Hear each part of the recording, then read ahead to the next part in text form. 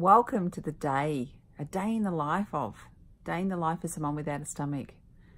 Are you ready for this? Okay, well, I've just had my tablets and I'm just about to jump in the shower.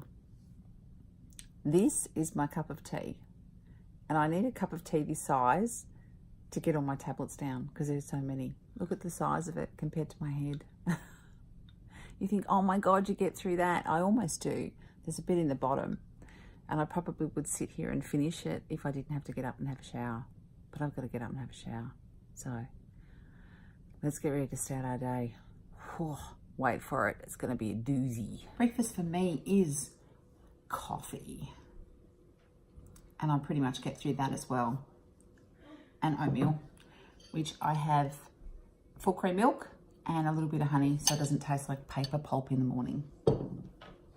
And both of these things also help me in the downstairs department, if you know what I mean. So it's Monday morning school traffic. Just dropped my son off.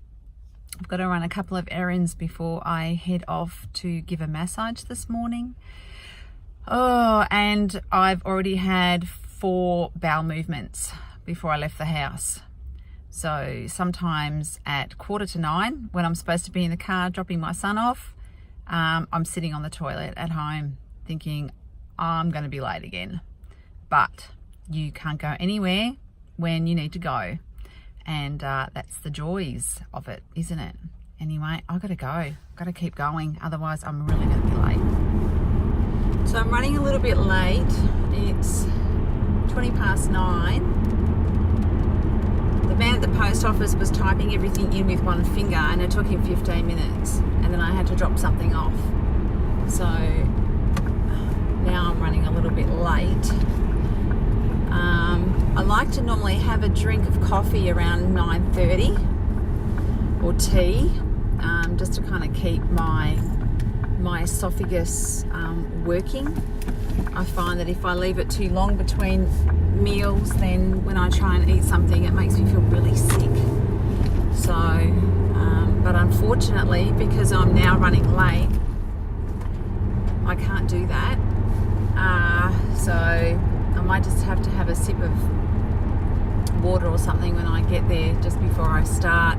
Unfortunately, because I'm giving a massage, I don't want to have a full gut when I do it because I don't want to be going to the toilet while I'm giving a massage, and also trying to hold those burps in and or those gut noises while you've got some nice relaxing music going and you've got all the essential oils happening isn't very pleasant for your client.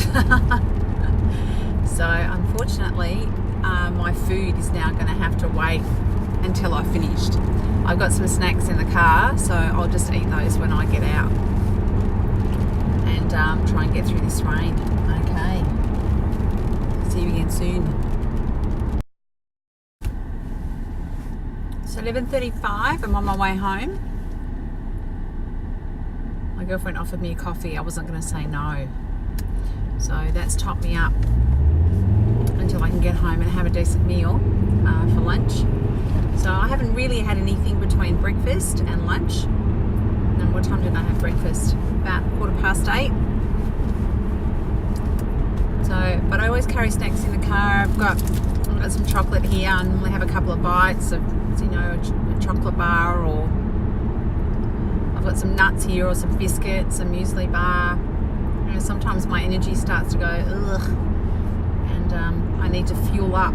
So that's what I do, just kind of have a couple of snacks, and that normally gets me through until the next meal.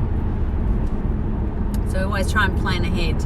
If you're going somewhere or doing something, always keep a little snack bag in your car, just so that you can top up that energy tank if you need to.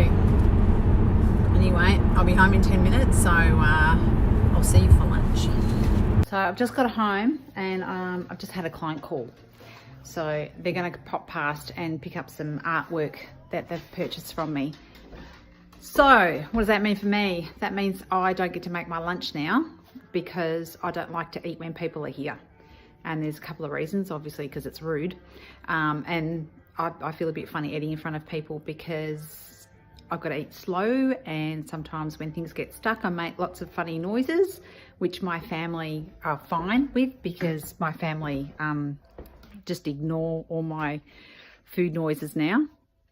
But yeah, other people, sometimes it freaks them out a little bit if things get stuck, and or, you know, I have to quickly disappear to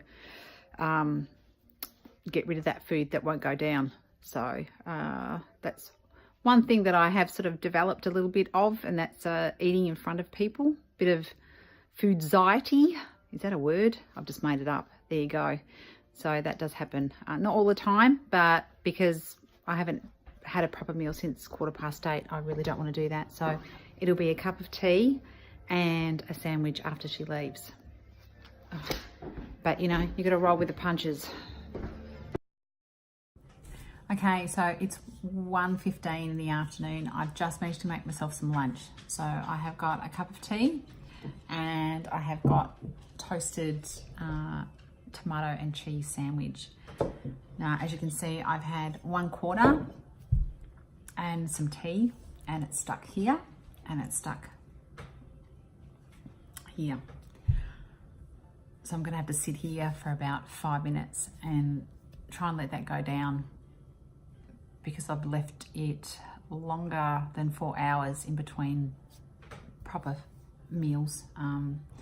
I'm really struggling with this one. If I get this first few mouthfuls down, then normally I'm okay. But yeah, that sort of lunch pop-in actually just sort of threw my food out. So that's what happens when you have to wait to eat, which is a little bit unfortunate. I did offer her a cup of tea. She said no, so I thought, well, I can't really make myself one then, can I? I suppose I could have, but anyway, I didn't. So there we go. Anyway, I'm gonna try and finish the rest of my lunch. So it's 2:45. I've had about an hour and a half to rest after lunch. I'm just doing my other job. So I'm busy doing commission work at the moment, but I'm sitting down, I'm in my art space, making a big mess with all my craft stuff, but it's rest. It's fun work. So this is the time of the day that I give myself at least once a day. If I'm not in my art room creating, I am sitting watching TV for half an hour or even an hour, because I need to have that. And that would be really difficult if I worked a full-time job, either at a desk or in a retail environment. I wouldn't be able to do this. So I'm very lucky that I have the opportunity to do this every day. And obviously every day is different for me. I might have massages booked in the afternoon instead of the morning, or I might have, you know, things to do. I just kind of try and reshuffle my week, work out how many spoons I've got to use for the day, and try and work with those spoons, because when you run out of spoons, everyone else around me suffers as well. So anyway, I'm going to get cracking. It's almost school pickup time. So I'm just in the car again for the 15th time today, heading to school pickup.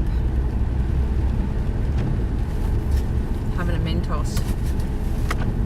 It'll tide me over till I have my soup cup of tea to have all of my dinner tablets, before I have my dinner tablets.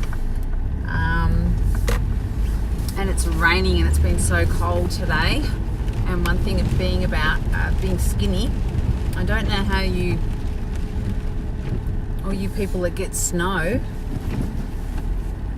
go with the cold weather, but I absolutely hate it. Thermals are not sexy. And I've almost had to pull my thermals out today because I just get so cold because of just not carrying any body fat. And that's about it. So what is it now? It's 3:30. So when I get home, I'll have a nice cup of tea and my afternoon's worth of vitamins before I have dinner. And my husband's home, so he's going to be able to do dinner for me tonight, so that's kind of nice. I can just finish off my project and rest up a little bit. And now I have to find a car park and get nice and wet. love the rain. Not beautiful Melbourne weather.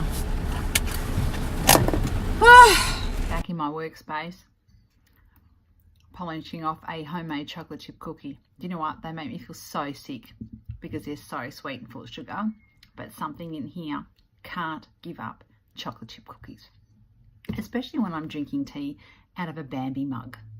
Really, look at the size of this. It's actually not quite as big as my soup cup, but yeah, it's full of tea, and that's because I have to get all of these down. So I do this twice a day.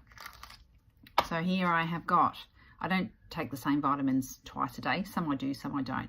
I have got calcium, turmeric, zinc, fish oils, multivitamins, and B12 sublingual, which I have every day. These come in spray and they come in drops, and they also come in tablet form under your tongue.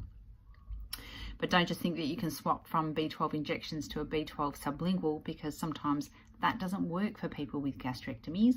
So it needs to be followed up with bloods and through your doctor. So just remember that. So I need to have all of these and all of this and most of this at least an hour to an hour and a half before dinner time. Otherwise it doesn't go down. Sometimes I have to have these after tea, but because I am facilitating a meditation class at the moment, it starts at 7 and doesn't finish till 9, which kind of throws my whole evening routine out. I have to eat and drink when I get home, but that's only for well, I don't know, 3 or 4 more weeks. But anyway, any type of disruption to your routine throws your food out or your drink out, so it can be difficult, but we just learn to work around it. So I'm going to go and get this down, and I'll see you at dinner time.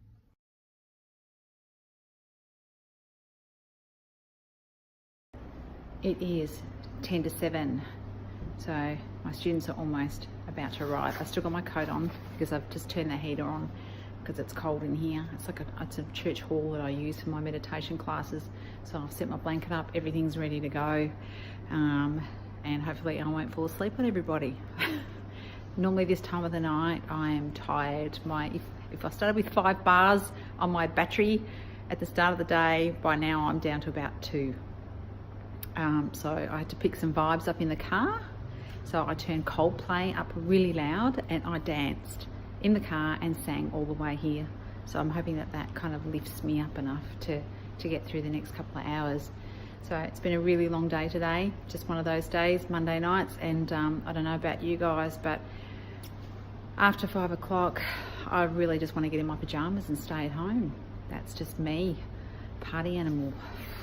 Anyway, this heat is starting to kick in. It's got to a nice warm 11 degrees today, which is 54 degrees Fahrenheit, I think my husband worked out. So it's been cold today. I feel like I've been wearing my jacket all day. Anyway, crazy. It's nearly the end of the day. You'll probably be glad of that too. You'd be sick of hearing me by now, wouldn't you? But, you know, it's nice to know what you can do after 8 years of not having a stomach. It's possible to do lots of things, but you still have to really balance your energy and know when to stop and know when you've had enough. So I will be home at about 9:30, I think, for my last cup of tea and a snack before bed. I'm back where I started, in bed. It's about 9:45 and I've got to hurry up and finish my tiny teddy biscuits and my last cup of tea before I go to bed. Monday nights being a late one, I normally find that eating too late can cause reflux. So I have to be careful what I eat, what time I eat before I actually go to sleep, because there's nothing worse than waking up at 2 o'clock in the morning with a burning esophagus and having to get up and deal with that for the rest of the night.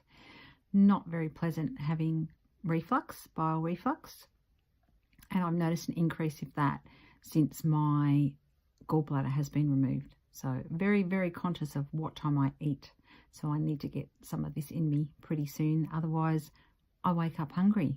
Well, I wake up empty. That empty feeling wakes me up.